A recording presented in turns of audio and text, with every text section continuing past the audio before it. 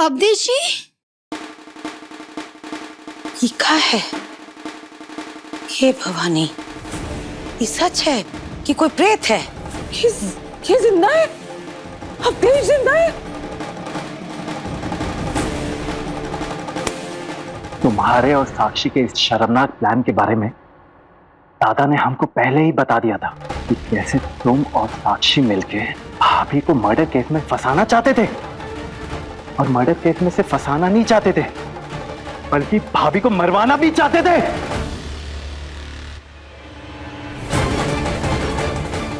और ये तुम्हारी जालिम अम्मा जब हवन के बारे में अफरा तफरी करने लगी, तभी हम समझ गए थे कि कुछ तो खेल चल रहा है और तुम फिर से घर में घुसने की कोशिश करोगे। तुम्हें तो आज कुछ नहीं किया अवधेश ने। हमारे अवधेश की कोई गलती नहीं है। हमने उसे कहा था इस घर में आने के लिए, और हमारे कहने पर अवधेश इस घर में आया ताकि हमें और आरती को इस घर से लेकर जा सके, क्योंकि हम चले जाना चाहते हैं यहाँ से हमेशा हमेशा के लिए। नहीं रहना चाहते उस घर में जहाँ हमारे बेटे की हमारी कोई इज्जत ना हो। चलो आरती।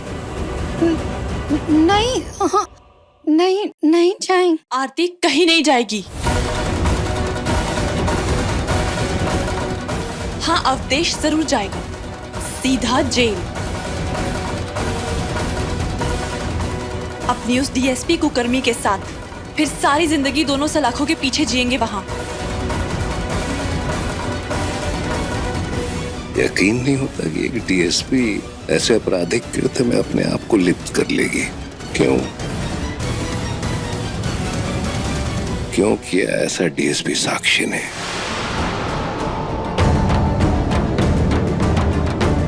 आखिर क्या चाहिए उसको?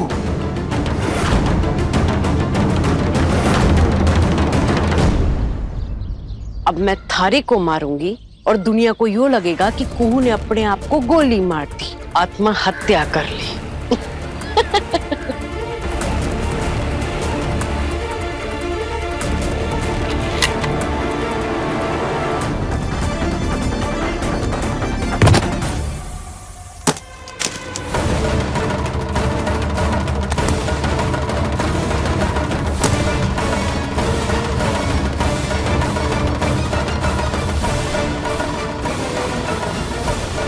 डीएसपी साक्षी मलिक से बचना इतना आसान काम ना से। क्यों साक्षी, क्यों कर रही हो तुम ऐसा? पता है मैडम जी, आपको ना हम ना बहुत इज्जत और सम्मान से देखे थे। ये औरत, वो भी वर्दी में, इतना ऊंचा पद। बचपन से देखते आए थे, डॉक्टर, इंजीनियर, अफसर, पुलिस, सब के सब मर्द। लेकिन जब आपको देखे, एक औरत को वर्दी में देखे ना, बहुत अच्छा लगा, बहुत नाज हुआ, बहुत गर्व हुआ हमको। लेकिन आप आज जो किए हैं ना, वो नाज, वो गर्व, वो मान सम्मान सब धूल में मिला दिए। मैडम जी, हमसे पूछिए, कम पढ़ा लिखा उन्हें कैसा लगता है? आपको तो भगवान ने शिक्षा दिया, पदवी दी, इज्जत दिया, रुतबा दिया, और आपका किए अपराध, कुकर्म, खाए। सही कहा था दादा आपने। अवधेश घर ही आया था, ये रहा।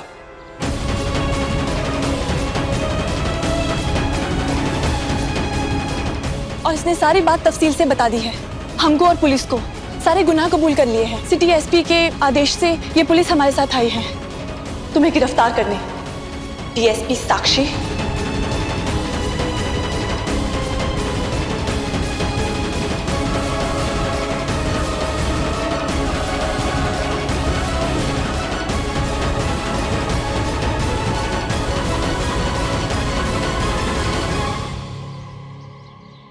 हमको हमारा जवाब अब तक नहीं मिला साक्षी। क्यों किया तुमने ऐसा? अरे आखिर क्या दुश्मनी है तुम्हारी कुहू के साथ? क्यों मदद की अवधेश की? या फिर इसके पीछे कोई और ही है? कोई और ही है जिसके इशारे पे तुम ये खेल खेल रही हो? बोलो। और कोई ना से इन सब के पीछे। मैंने ये सब इसीलिए किया क्योंकि मैंने आपसे विधायक जी बड़ी प्राप्त थी, यूं कहो कि आकर्षित थी, इसलिए कुहू को आपकी जिंदगी से बाहर निकालना चाहती थी। अवधेश की हत्या के इल्जाम में उसको फंसाना चाहती थी मैं। और कोई ना से ये सब मन नहीं किया है। अवधेश को जेल से भी मन नहीं निकाला है और ये सब कांड मन नहीं रचा है। सच में तुम्हें लगता है कि ये सब करके तुम राजीव दादा को हासिल कर लोगी? लेके जाइए इसको इंस्पेक्टर साहब, ये अभी भी कुछ छुपा रही है। थाने में ले जाके कड़ी से कड़ी पूछताछ कीजिएगा इनकी। अवधेश, क्यों किया ऐसा? मना किया था ना तुझे ये सब करने के लिए। क्यों किया? क्यों? ले चलो इसे। चलिए मैडम।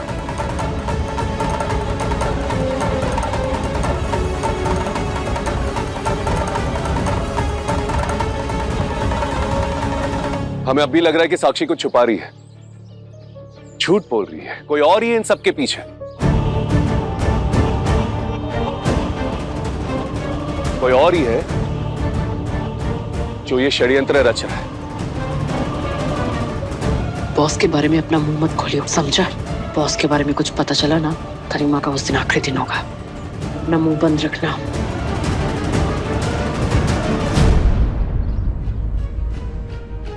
मैंने ये सब इसीलिए किया क्योंकि मैंने आपसे बड़ी प्राप्त थी।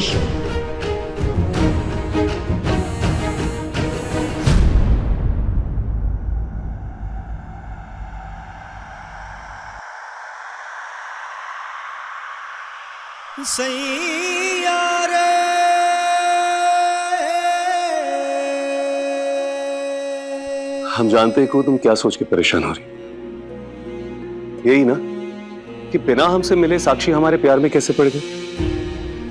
और प्यार भी ऐसा कि सिर्फ नौकरी नहीं, उसने अपनी जिंदगी भी दांव पे लगा दी। सच कहूं कू तो इस मामले को लेके हम भी थोड़े परेशान हैं, समझ में नहीं आ रहा हमको। यही बात तो हमको खाया जा रहा है बाबू,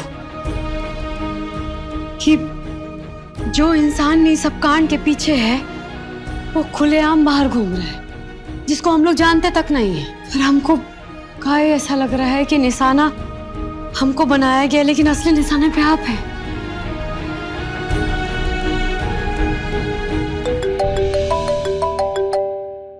रघुविंदर जी का फोन। प्रणाम रघुविंदर जी। हाँ राजीव, प्रणाम। पुलिस ने मुझे डीएसपी साक्षी के बयान के बारे में सब कुछ बता दिया है। जी, लेकिन रघुविंदर जी हमको फिर भी ऐसा लगता है कि इस सबके पीछे किसी और का हाथ है। राजीव, तुम सही कह रहे हो। जब से मुझे पुलिस वालों से साक्षी के बयान के बारे में पता चला है, मुझे भी यही लग रहा है। पर तुम अब ये सब मुझ पर छोड़ दो। तुम्हें इस बारे में बिल्कुल भी चिंता करने की जरूरत नहीं, क्योंकि मैंने अपने कुछ खास लोगों को इस मामले के पीछे छिपे सच्चाई को पता लगाने के लिए काम पर लगा दिया है। साक्षी के अलावा इस मामले के पीछे कोई और है, उसका हम पता लगा कर ही रहे। और तुम्हारा वो अरेस्ट वाला मामला हम दबा देंगे, और ये बात अपोजिशन वालों तक कभी नहीं जाएगी। बस तुम्हें कुछ पेपर्स पर साइन करने होंगे और फिर ये अरेस्ट वाला मामला तुम्हारे रिकॉर्ड से हमेशा हमेशा के लिए मिटा दिया जाएगा। जी जी रघुविंदर जी, थैंक यू सो मच। अरे क्या बात कर रहे हो राजीव, हम अपने लोगों के लिए हमेशा हाजिर रहते हैं। तो ठीक है, फिर आइए शाम को मिलते हैं हम हमारे घर पे। वो क्या है ना, आज कुहू के घर वापस लौटने की खुशी में हमने एक छोटी सी पार्टी रखी है, तो आप भी आइएगा अपने परिवार के साथ। हाँ हाँ, जरूर आएंगे। मेरा बेटा रोहन आया है लंदन से, उसको भी लाएंगे तुमसे मिलवाने। जी, प्रणाम।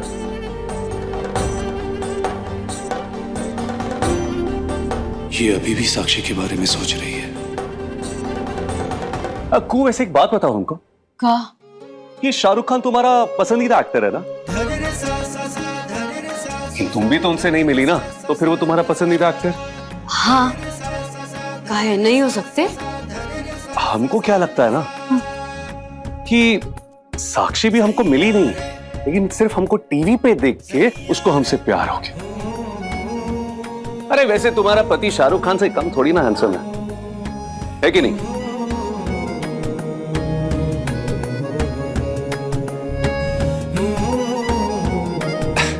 तो है।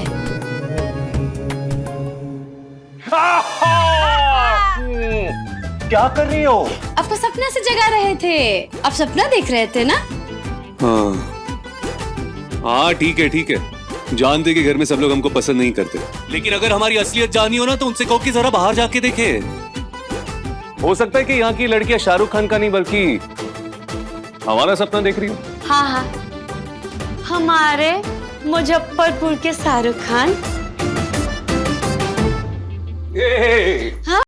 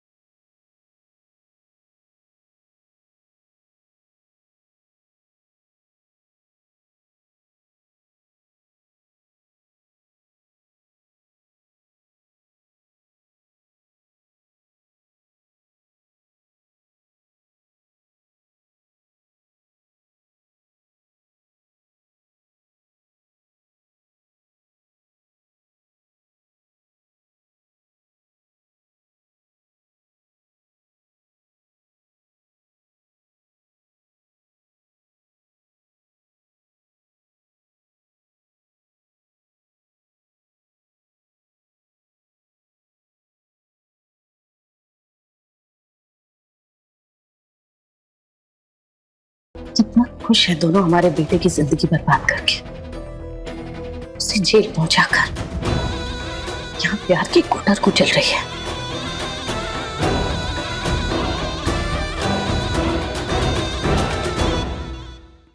ठीक हो ना बेटा?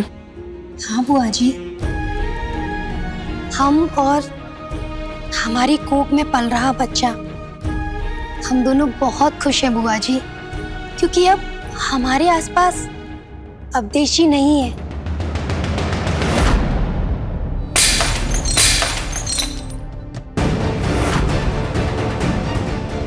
ये क्या कर रही हो खुशबू?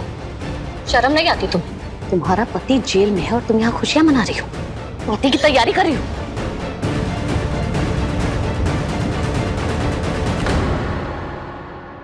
शर्म इनको नहीं, आपको आना चाहिए मौसी जी।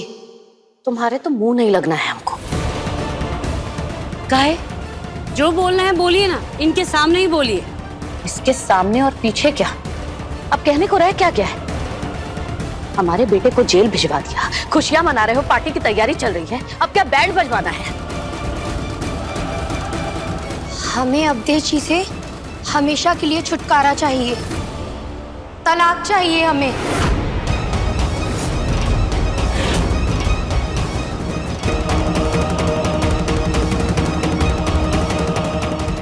क्या बकती हो?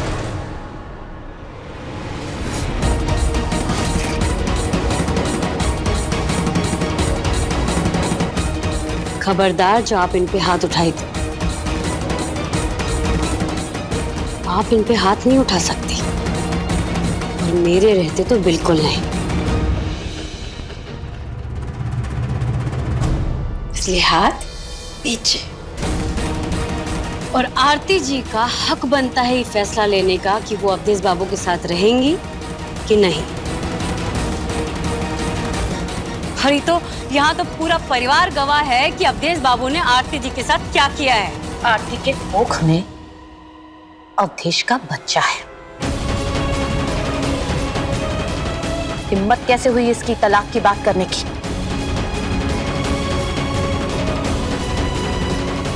अगर इसके पेट में अवधेश का बच्चा पल रहा है तो क्या हो गया? आरती खुद अपने बच्चे का पालन पोषण कर सकती है, और वैसे भी वो अकेली नहीं है, पूरा परिवार आरती के साथ है।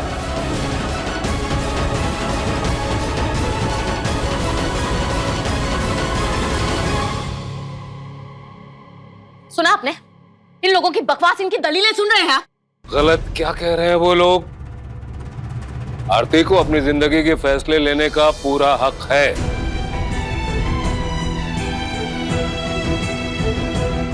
वो आज भी इस घर की बहू है और उसकी कोख में पल रहा बच्चा इस घर का वारिस है।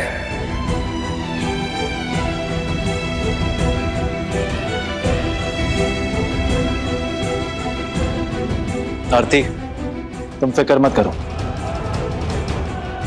हम और सिंधु तुम्हें डिवोर्स दिलवाएंगे और घर में किसी को भी टेंशन लेने की कोई जरूरत नहीं। चिंता की तो कोई बात ही नहीं है संजीव दादा, पूरा परिवार हमारे साथ है। हम सच में बहुत खुश नसीब है, बहुत खुश हैं हम। अरे आप सब लोग ऐसे उदास चेहरे लेकर क्यों खड़े हैं? आज हमारे घर में पार्टी है और हम सबको उसकी तैयारी करनी है कि नहीं करनी?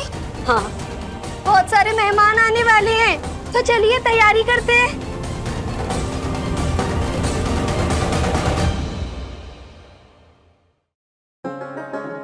कनक, कोयल, जल्दी आ जाओ।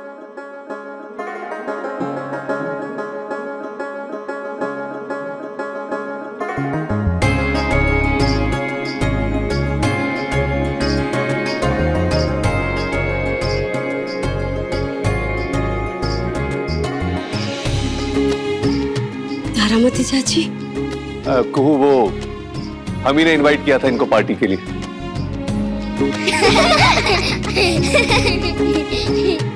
खुश रहो, जीते रहो।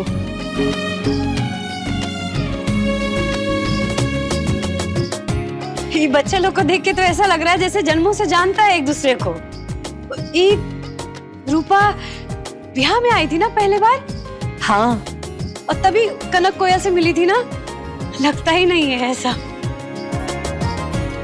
देखो ना कितना गहरा रिश्ता बना लिया है तीनों ने। कुहू, ये मेरी बहन है मालती। नमस्ते। नमस्ते। नमस्ते तारामती जी। नमस्ते प्रभा जी।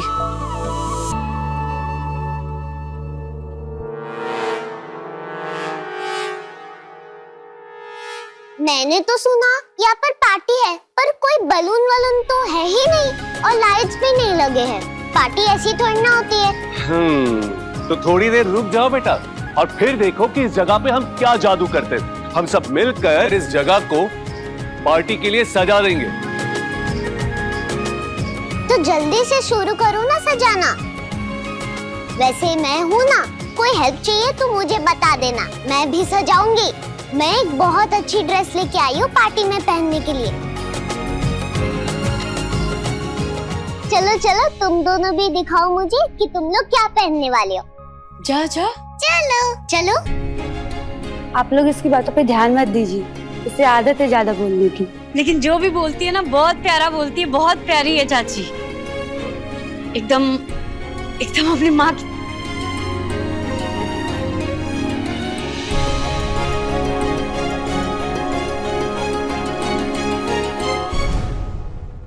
मुझे कोहू से बात करनी होगी बहुत जल्दी ही।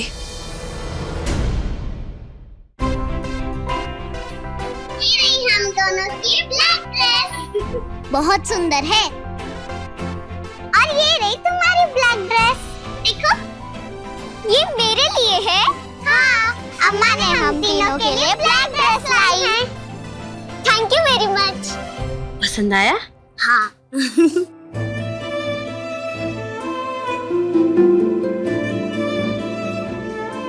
अंकल, आप रो रहे हैं?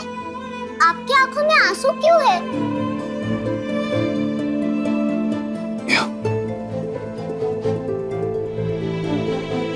आपको देख के। मुझे देख के? पर मैंने क्या किया? मैंने तो आपको डांटा भी नहीं और ना ही आपकी आंखों में मिर्ची पाउडर डाला। आपको देख के इसलिए बेटा क्योंकि ये जो आंखें है ना हमारी, ये आपकी मम्मी की आंखें बेटा। मेरी मम्मी की आंखें? पर वो कैसे हुआ? वो ऐसे कि जब आपकी मम्मी इस दुनिया से जा रही थी ना, तो आपकी मम्मी ने अपनी आंखें हमको दे दी थी ताकि हम दुनिया को देख सके। उस वक्त हमारे पास आंखें नहीं थी। ये जो आंखें है ना हमारी, ये आपकी मम्मी की हैं।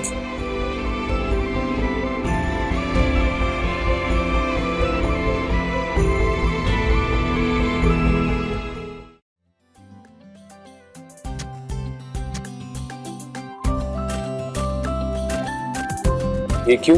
मेरी मम्मा अब इस दुनिया में नहीं है, पर मैंने आपकी आंखों को किस किया, मतलब मैंने अपनी मम्मा को किस किया। और पता है, जब तुम्हारा जन्म हुआ था तो पहला बार हम तुमको गोद में उठाए थे। और वो पहला बार तुमको उठाते ही ना एक अलग सा एहसास हुआ, जैसे हम अपनी बेटी को उठाए हैं गोद।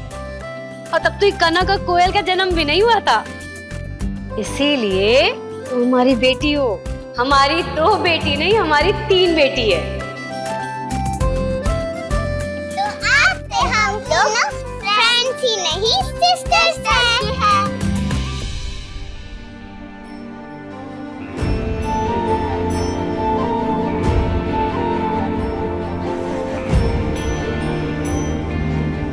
ये तारामती चाची इतना परेशान का है? कहीं फिर से उनको कोनो आभास हुआ है का? फिर कोनो लक्षण गलत होने वाला लग रहा है का उनको?